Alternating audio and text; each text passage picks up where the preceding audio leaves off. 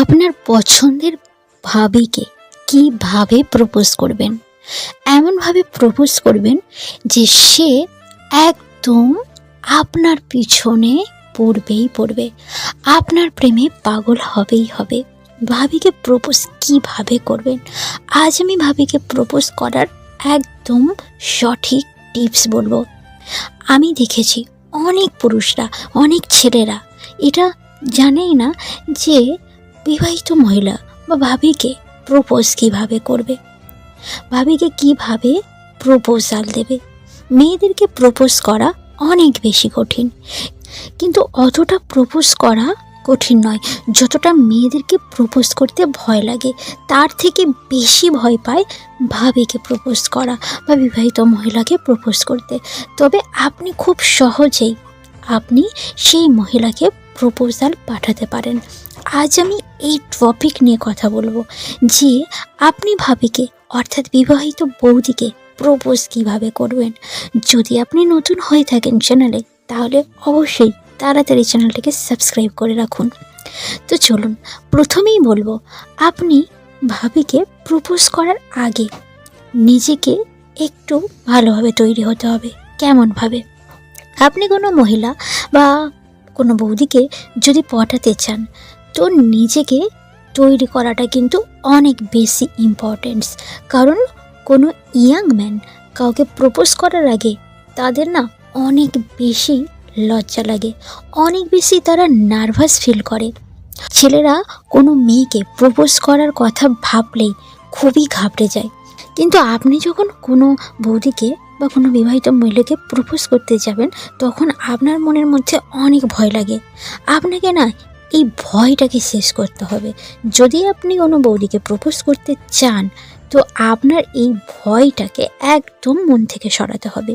যদি আপনি এই ভয়টাকে জয় করতে পারেন, তো আপনি খুব সহজেই বৌদিকে প্রপোজ করতে পারবেন। যদি আপনি ভাবিকে প্রপোজ করে দেন বা বৌদিকে প্রপোজ করে দেন, তো একদম কিন্তু সে হ্যাঁ বলবেই, মনের মধ্যে যদি না ভয় রাখেন। এবারে আসি নাম্বার 2। প্রথমে আমি বলতে চাই যে বৌদিকে প্রপোজ করার সময় না কোনো ধরনের ভয় আপনার মধ্যে রাখবেন না। কারণ অনেকের মনে হয় না ভাবিকে বৌদি বারণ করে দেবে, বিবাহিত মহিলাটা হয়তো বারণ করে দেবে, সে হয়তো অপমান করবে, সে হয়তো বাজে কিছু বলবে, অনেক খারাপ খারাপ কথা বলে দেবে। এই সব ভয় আপনি কখনোই আপনার মনের মধ্যে রাখবেন না। যদি আপনি সত্যিই তাকে প্রপোজ করার কথা প্ল্যান করেন বা পরিকল্পনা করেন যে তাকে প্রপোজ করার কথা যদি ভাবেন, তো এই সব ভাবনা কখনোই ভাববেন না। কিন্তু আপনি আপনার বৌদিকে প্রপোজ করার আগে আপনাকে কিছু কিছু কথা জেনে রাখা দরকার।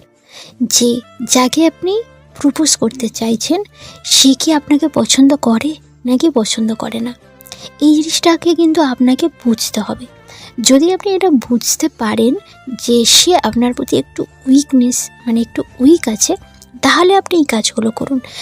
কিন্তু যদি আপনি এটা বুঝতে পারেন যে তার মনে আপনার জন্য কোনো ফিলিংস নেই, সে একদম আপনাকে পছন্দ করে না, তাহলে তার থেকে কিন্তু আপনি দূরে চলে যান।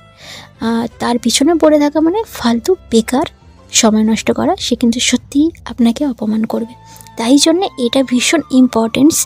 আপনি যাকে প্রপোজ করতে যাচ্ছেন, সে আপনাকে কতটা পছন্দ করে সেটা আপনাকে আগে থেকে বুঝতে হবে। এই জিনিসটা কিন্তু আপনি মাথায় রাখবেন।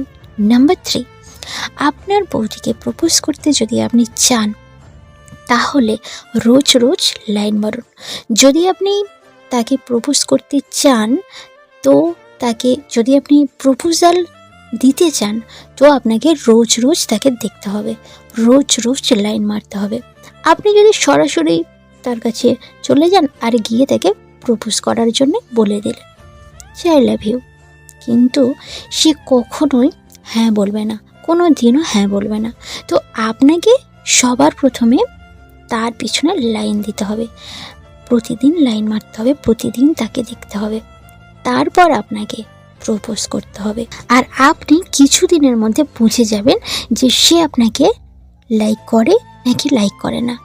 যদি সে আপনাকে সব সময় দেখে, তো সে কিন্তু আপনাকে ভালোবাসতে শুরু করবে। যদি কোনো বিবাহিত মহিলা কোনো ছেলেকে ভালোবাসে, সেই ছেলেটাকে সে কিন্তু কখনোই ছেড়ে দেয় না, জানেন তো। নাম্বার 4, যদি আপনি তাকে প্রপোজ করার কথা ভাবেন, তো প্রপোজ করার আগে তার সাথে রোজ রোজ দেখা করুন, তার সাথে ঘুরতে যান, তার সাথে শপিংয়ে যান, তার সাথে মুভি দেখতে যান। যদি আপনি তাকে প্রপোজ করতে চান, তো এইসব করা আপনার কিন্তু অনেক বেশি ইম্পর্টেন্স। যদি আপনি রোজ রোজ না দেখা করেন, তো ভালোভাবে কথা যদি না বলেন, তাহলে তার সাথে একটা ভালো আন্ডারস্ট্যান্ডিং কখনোই হবে না, কখনোই তার সাথে যদি না জমে, তো সে কেন আপনার প্রপোজাল অ্যাকসেপ্ট করবে। আপনার বৌদির সাথে রোজ দেখা করা কিন্তু অনেক বেশি ইম্পর্টেন্ট, রোজ রোজ কথা বলা কিন্তু ভীষণ ইম্পর্টেন্স। এই জন্যে ভাবিকে প্রপোজ করার আগে এটা তার সামনে শো অফ করানো দরকার যে আপনি ওকে পছন্দ করেন আর আপনি ওকে লাইন মারছেন। তো তাকে যদি আপনি না শো করান, তো তাকে যদি আপনি না জানাতে পারেন, তাহলে সে কখনোই অ্যাকসেপ্ট করবে না, আর সে কখনোই জানতে পারবে না যে আপনি ওকে পছন্দ করেন। তো আগে সেটা বোঝাতে হবে যে আপনি ওকে কতটা পছন্দ করেন, আপনি ওকে লাইক করেন কতটা, আপনি ওকে কতটা ভালোবাসেন।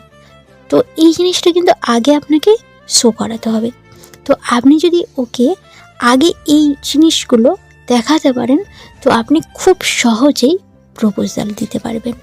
যদি আপনি প্রপোজাল দেন, আপনি আগে এই জিনিসগুলোকে দেখিয়ে তারপরে যদি আপনি তাকে প্রপোজাল দেন, তো সে কিন্তু হ্যাঁ বলবেই বলবে, একদম 100%। তো যদি আপনি কোনো মহিলাকে প্রপোজ করতে যান, তো অবশ্যই এই 4টি স্টেপ ফলো করবেন। দেখবেন সে প্রপোজালে একদম অ্যাকসেপ্ট করবেই করবে, আর আপনার জন্য সে একদম আপনার প্রেমে পাগল হবেই হবে।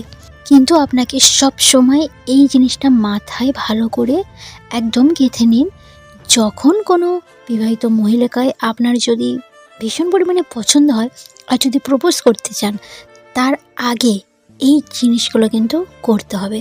আপনি সরাসরি চলে গেলেন, তাকে প্রপোজ করে দিলেন, আপনি কি ভাবছেন সে রাজি হয়ে যাবে, সে আপনাকে হ্যাঁ বলে দেবে? কখনোই সে আপনাকে হ্যাঁ বলবে না। তো প্রপোজ করতে চাইলে আগে এই 4টি স্টেপ আপনি অ্যাপ্লাই করবেন, তারপরে আপনি প্রপোজ করবেন, সে অবশ্যই হ্যাঁ বলবেই বলবে 100%। তো আজকের ভিডিওটা এই পর্যন্ত। যদি ভিডিওটা ভালো লেগে থাকে অবশ্যই লাইক, কমেন্ট, শেয়ার, আর যদি আপনি নতুন হয়ে থাকেন তো প্লিজ চ্যানেলটিকে সাবস্ক্রাইব করুন, পাশে থাকা বেল আইকনটা প্রেস করে দিন, যখনই আমি ভিডিও আপলোড করব আপনার ফোনে সবার আগে নোটিফিকেশানটা যাতে চলে যায়। আর আজকের মতো টাটা।